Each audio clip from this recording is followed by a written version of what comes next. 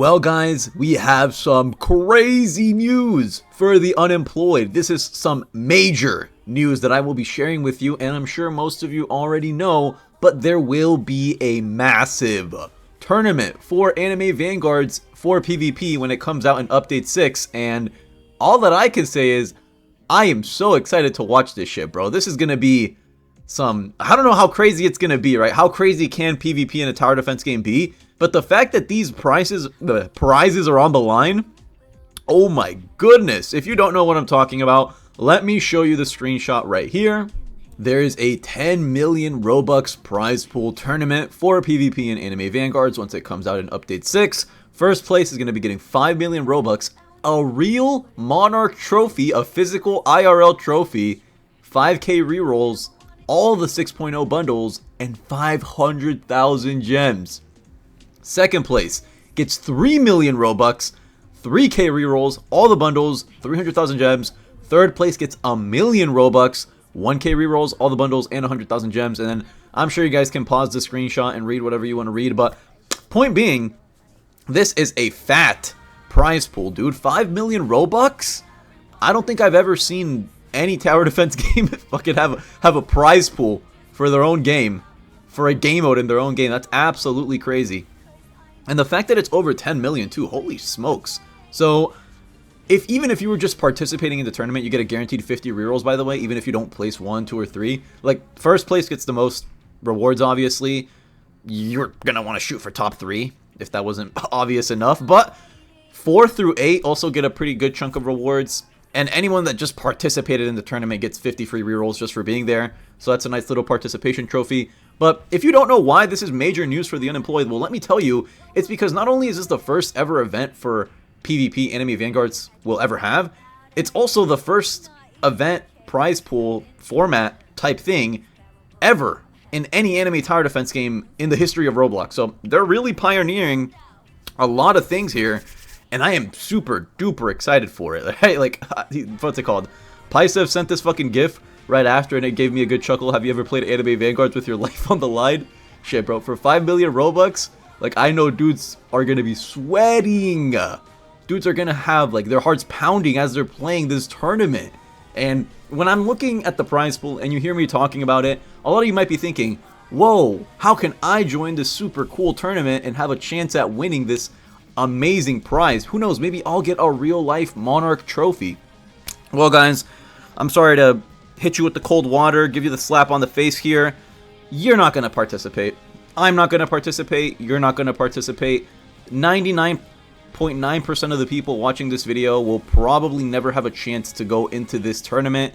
And that's because the way that they're going to choose it will be from leaderboard players. It will be the top 32 from both traitless and trait leaderboards for PvP. Correct me if I'm wrong, but that's how I read the message. So when PvP first comes out, there's going to be leaderboards.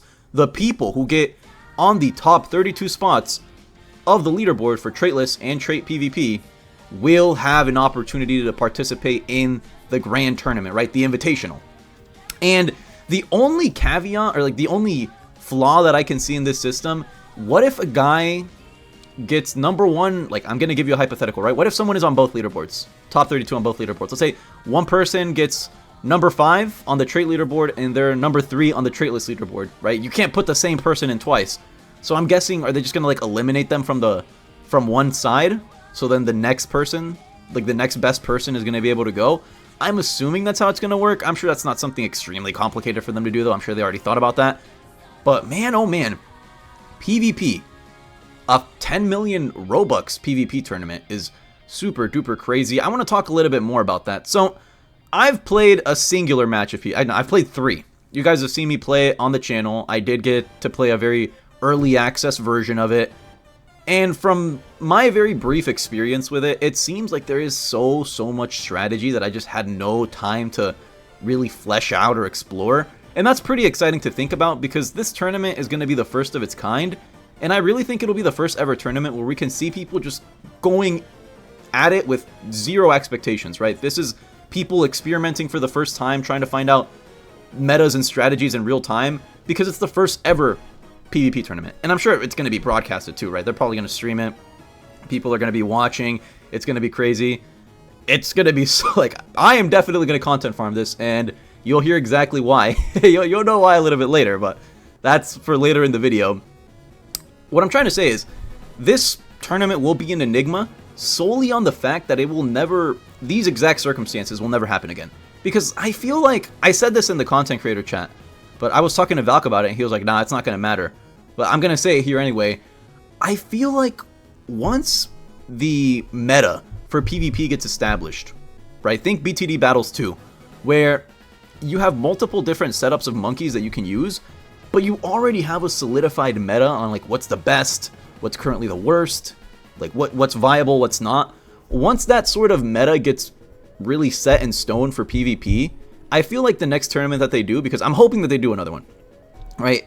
If this was the only ever tournament that they did, it'd be I'd be a little bit sad because like, bro, this has so much crazy potential to be like something really, really cool. We've never seen this in any enemy tower defense game before, so as a content creator for these types of games, I'm absolutely here for it. Who knows, maybe we're gonna see a fucking ALS tournament. if this tournament is successful, I promise you a lot of other games are gonna follow suit and try to copy what Anime Vanguards is doing. I promise you they will. Like, I could definitely see ALS having a tournament, fucking a Radinol, winning first place. Would he win first place? I mean, he plays the game a lot. I'm sure he's good at the game. But I'm getting off topic. What I'm trying to say is, this tournament, if it goes well, could lead to a lot of other games following suit, which I think would be cool. But back to Anime Vanguards, right? How exactly is the... Okay, I completely lost my train of thought. What was I talking about before this one? Let me rewind. Alright, I checked the footage again. As I was saying, right? Let's say that this first tournament goes well, and we have more in the future.